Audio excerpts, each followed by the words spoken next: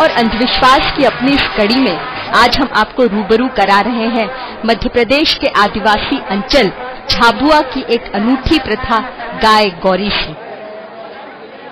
इस प्रथा के अंतर्गत व्यक्ति अपनी गाय और सैकड़ों अन्य गायों के खुरों के नीचे लेटता है। जी हाँ, चौकिए नहीं, दिवाली के दूसरे दिन झाबुआ में गाय गौरी उत्सव कुछ इसी तरह से मनाया जाता है। इस दिन यहाँ के ग्वाले सबसे पहले गोवर्धन मंदिर में जाकर पूजा अर्चना करते हैं, अपने गाय बैलों को खूब सजाते संवारते हैं, फिर मंदिर की 5 परिक्रमा लगाते हैं।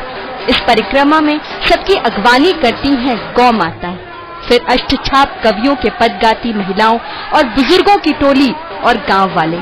इन्हीं परिक्रमाओं के दौरान यहाँ के आदिवासी गौ माता का आशीर्वाद पाने की लालसा में कई बार इन जानवरों के सामने लेटते हैं और जानवरों का पूरा रेला इनके ऊपर से गुजर जाता है।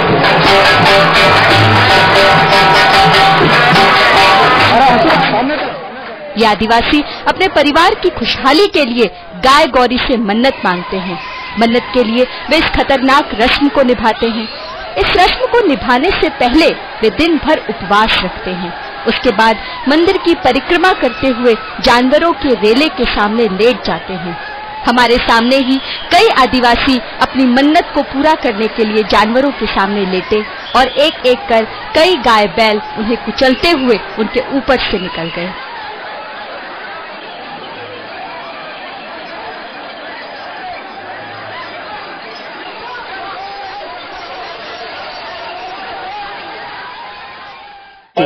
गाय गौरी हमारे यहाँ आदिवासी परंपरा के अनुसार यहाँ जो व्यक्ति अपने गुरु जी के पास जाके उसमें मन्नत देता है और उसके 7 साल तक उसको गाय गौरी गिरने का उसका परिणाम होता है, उस अनुसार गाय गौरी त्योहार हमारे परंपरा रही है कि हमारे यहाँ कोई बीमारी दुख त्योहार दूर रहे। इस कारण ये मन्नत कहा जाता है कि जो हमारे जाति के देवता है उसका पूरा सहयोग रहता है, उसमें कोई जोखिम की जरूरत नहीं रहती।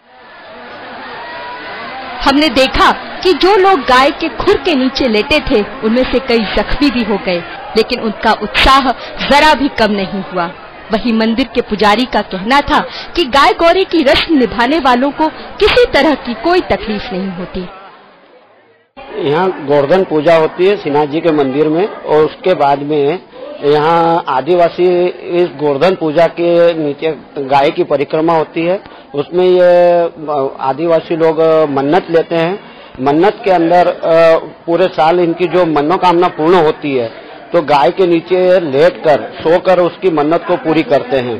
तो उसके अंतर्गत ये आते हैं, यहाँ पर 5 परिक्रमा होती है, 5 बार वो उस गाय के नीचे सोते हैं और सोने के बाद में वो वहाँ उनकी मन्नत पूरी होती है और मन्नत पूरी होने पर ये गाय के खुर से इनको किसी भी प्रकार की कोई प्रकार की चोट नहीं लगती है।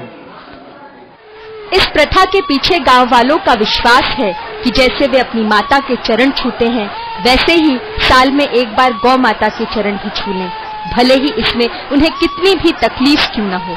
लेकिन इस प्रथा की एक बुराई यह भी है कि इसमें शामिल होने वाले आदिवासी खासी शराब पिए हुए होते हैं और कई शरारती तत्व गायों के हुजूम में बैलों को भी शामिल कर देते हैं, जिससे इस प्रथा को निभा रहे लोगों को गहरी चोटें लगती हैं।